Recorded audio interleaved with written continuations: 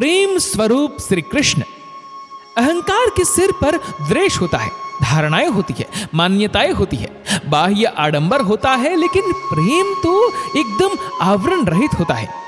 प्रेम के पास कोई पकड़ नहीं होती, कोई वासना नहीं होती, आडंबर नहीं होता। प्रेम के पास बस मुस्कान है, बलिहारी है, अहोभाव है, धन्यवाद है। श्री कृष्ण के भक्तों को देखोगे तो नाचते मिलेंगे, गाते मिलेंगे, गुनगुनाते मिलेंगे, फिर चाहे चैतन्य महाप्रभु हो, नरसिंह मेहता हो या मीराबाई हो।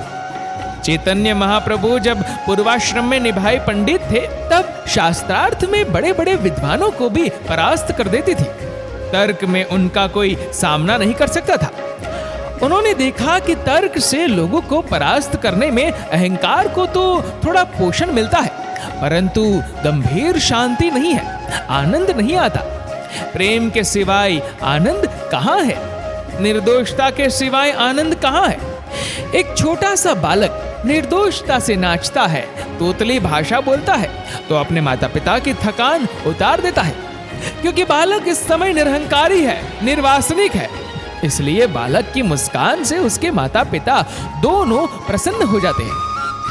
श्री कृष्ण जब तक जिए, छोटे होकर ही जिए, बालक होकर जिए। जीवन जीने के दो ढंग हैं। एक तो एकदम छोटे होकर जिए, इतने छोटे होकर कि जैसे बालक जीता है, या फिर एकदम बड़े होकर जिए, इतने बड़े हो जाओ कि तुम्हारे अतिरिक्त और कुछ बचे ही नहीं। स्वयं को इतना फैला दो, इतना व्यापक कर दो कि केवल तुम ही तुम रहो। श्री कृष्ण प्रेम स्वरूप है। अक्रूर जी जब श्री कृष्ण को लिवाने ब्रिज जाते हैं, तब सोचते हैं कि श्री कृष्ण मुझे देखकर कहीं अंतर्धान न हो जावे, क्योंकि मेरे कर्म ऐसे हैं कि श्री कृष्ण मुझे मिलेंगे ही नहीं। ऐसा सोचते सोचते अक्रूर जी निराश होते हैं, हताश होते हैं। लेकिन जब श्री कृष्ण की कृपा की और, सहजता की और, सरलता की और तथा प्रेम के विषय में सोचते हैं, तो अक्रूर जी में हिम्मत आती है। उनका रथ जब ब्रिज के करीब पहुंचता है, तो अक्रूर जी को श्री कृष्ण के पद चिन्ह दिखाई पड़ते हैं। वे रथ से उतरकर चरण रज को अपने शरीर पर मलते हैं। फिर कहीं पद चिन्ह दिखते हैं, तो उस पद धूलि से अपने मन को, तन को, ललाट को पावन करते हैं। अक्रूर जी जब स्वयं की ओर देखते हैं तो निराश हो जाते हैं। ऐसे ही जीव भी जब अपने कर्मों की ओर देखेगा तो निराश हो जाएगा, अपनी नादानी की ओर देखेगा तो निराश हो जाएगा। लेकिन जब अपने स्वरूप की ओर, अपनी आत्मा की ओर देखेगा, श्री कृष्ण के प्रेम की ओर देखेगा, तो उसमें हिम्मत आ जाएगी। गोपियां जब बंसी का नाद सुनती थी, तो उसकी ध्वनि में कौन सा शब्द और कौन सा अर्थ है उसकी चिंता नहीं करती थी। बस ध्वनि किसकी है? मेरे कन्हैया की है। वह पूर्ण पुरुष है कि अपूर्ण? वह ब्रिजराज का पुत्र है कि साधारण मनुष्य का? वह अंतर्यामी है कि एक साधारण ग्वाल है? गोपियों ने ये कभी नहीं सोचा। गोपियां तो बस प्रेम करती थी, और प्रेम के आगे कोई नेम नियम नहीं होता, प्रेम के आगे कोई फरियाद नहीं होती, प्रेम के आगे कोई आडंबर नहीं होता। प्रेम एक ईमानदारी है, एक सच्चाई है। चैतन्य को जब प्रेम उमड़ता है तो कभी नाचने लग जाते, कभी चुप हो जाते। मीरा को जब प्रेम उमड़ता तो कभी प्यारे के लिए नाचती, कभी उसका चित्र देखकर हंसती, तो कभी उसी के विरह में रोती थी। प्रेम ईमानदारी सिखाता है, जबकि स्वार्थ बेईमानी सिखाता। प्रेम सहजता और सरलता सिखाता है, जबकि स्वार्थ कपट और कुटिलता सिखाता है। आज का मनुष्य बाहर से चतुर व भीतर से बेईमान बन गया है। वह न ईमानदारी से रो सकता है, न हंस सकता है, न नाच सकता है, न कह सकता है, और न ही ईमानदारी से सुन सकता है। तुम प्रार्थना करना कि हे भगवान, हमें आज जन्माष्टमी के दिन निर्दोषता सिखा दो। हंसना आए तो हम भर पेट हंस ले, रोना आए तो हम रो ले, तेरे लिए नाचने का मन हो तो हम नाच ले, गीत गाना आए तो गा ले, किंतु हे ईश्वर बस हम न बचे। हमारी सामाजिक मान्यताएं हैं, धारणाएं हैं, वे न बचे। हे विश्वेश्वर, हे गोवर्धनधारी, हे गोपाल, हे नंद नंदन, हे भक्त वत्सल, हे गिरधारी, हे मुरलीधर, हे गोविंद, हे कन्हैया, बस तू इतनी कृपा करना कि हम न बचे, तू ही रह जाए। कृष्ण कन्हैया बंसी बजैया, वृंदावन की कुंज गलीन में, साधक की गलियों में ठुमक ठुमक रास रचैया। वह अभी भी इस समय यहाँ भी है। वह तुम्हारी भक्ति, तुम्हारे प्रेम, तुम्हारी विवशता को भी देख रहा है। वह अंतर्यामी रूप से सदा तुम्हारे साथ है। शर्त यही है कि तुम भीतर डूबते जाओ। तुम जितना भीतर डूबोगे, प्रेम करोगे, निर्दोष बनोगे, पुकार करोगे, उतने ही बाहर के लोगों की नजर में तुम पागल दिखोगे, किंतु भीतर तुम सचमुच गल को पा रहे होंगे। अक्रूर जी के नेत्रों से आंसू बह रहे थे, हृदय से भाव बह रहा था। भक्त जहां भगवान के भाव में 2 आंसू गिरा देता है, वह जगह भी पावन हो जाती है, वहां का वातावरण भी रिद्धि सिद्धि से पूर्ण हो जाता है। अक्रूर जी भगवान श्री कृष्ण से मिले। भगवान श्री कृष्ण ने उन्हें गले लगाया, स्नान आदि करवाया, वस्त्र पहनवाए तथा कुशल क्षेम पूछकर यथा योग्य आतिथ्य सत्कार किया। उन्हें कंस का कोई भय नहीं था। जिसके जीवन में कोई पकड़ नहीं, उसको शत्रु का भय कैसे हो सकता है। अक्रूर जी ने श्री कृष्ण को षड्यंत्र की सारी व्यवस्था बता दी। कंस के आमंत्रण पर श्री कृष्ण जा रहे हैं।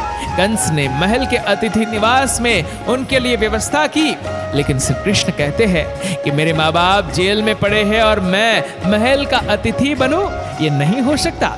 हम तो जंगल के रहवासी, जंगल में गौवें चराने वाले, हमें तो किसी जंगल अथवा बगीचे में रहने की व्यवस्था करवा दो। श्री कृष्ण ने 3 दिन बगीचे में निवास किया। महल में रहने पर खुलकर बात नहीं हो सकती, निर्दोष प्रेम भी नहीं बट सकता था, बांटा भी नहीं जा सकता। जैसे तुम किसी के बंगले में जाकर रहते हो तो अपने ही परिवार के सदस्य या किसी मित्र से खुलकर बात भी नहीं कर सकते। स्थान का भी अपना नियम होता है, स्वभाव होता है। श्री कृष्ण ने 3 दिन में लोगों को इतना तैयार कर दिया कि जिस सम्राट को मारा उसके अंगरक्षक आंख तक न उठा सके, इतना उन्हें अपना बना लिया। प्राणी मात्र प्रेम चाहता है और प्रेम तो श्री कृष्ण के रोम रोम से टपकता है, इसलिए तो शत्रु तक उनके मित्र बन गए, फिर भक्तों की तो बात ही क्या है।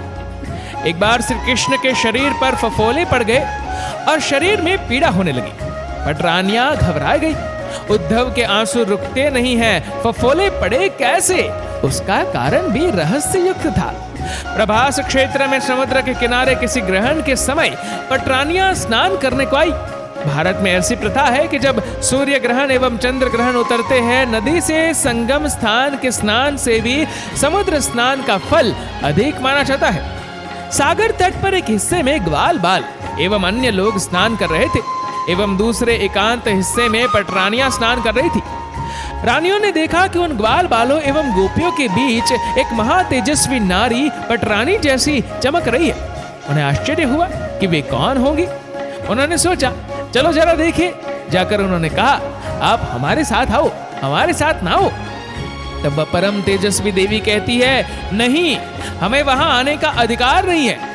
मुझे जिस जगह पर छोड़कर गए हैं मेरा स्थान वही होना चाहिए। इतना कहते कहते उसकी आंखें भर आई। तब उन रानियों ने कहा तुम्हारा स्वागत करने के लिए और तो क्या दे तुम्हें, हम दूध का प्याला तुम्हें देते हैं, इसे अस्वीकार मत करना।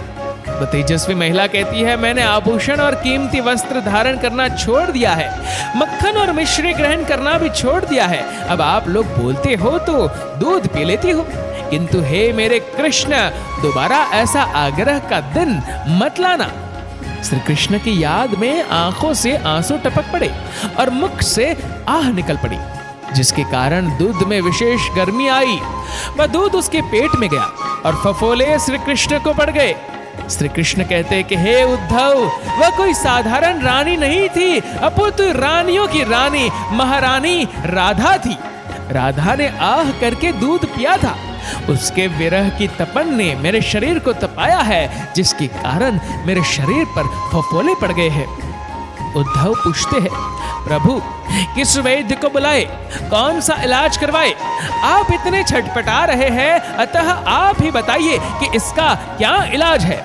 श्री कृष्ण कहते हैं मेरे दर्द की दवा वैद्यों के पास नहीं है। इसका एकमात्र इलाज ये है कि उद्धव तुम राधा के पास जाओ और उसके आंसू रुकवाओ, उसे आश्वासन देकर आओ और जिस पल्लू से वह अपने आंसू पोंछ रही है वह पल्लू साड़ी का पल्ला ले आना। आंसुओं से भीगा हुआ वह पल्लू इन फफोलों पर लगाओगे तभी यह मिट सकता है, वरना नहीं मिट सकते।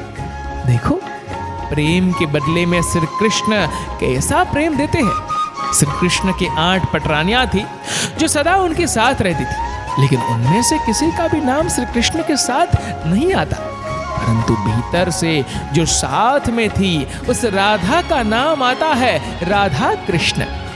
सत्यभामा कृष्ण, रुक्मणी कृष्ण, जामवंती कृष्ण आदि नहीं बोला जाता है, जबकि राधा कृष्ण का नाम बड़े प्यार के साथ लिया जाता है। राधा को उलट दो तो धारा बन जाता है। धारा अर्थात वृत्ति।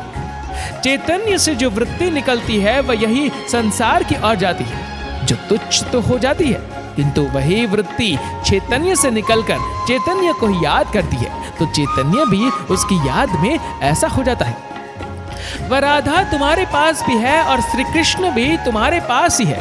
सच पूछो तो तुम नहीं हो, राधा कृष्ण ही है।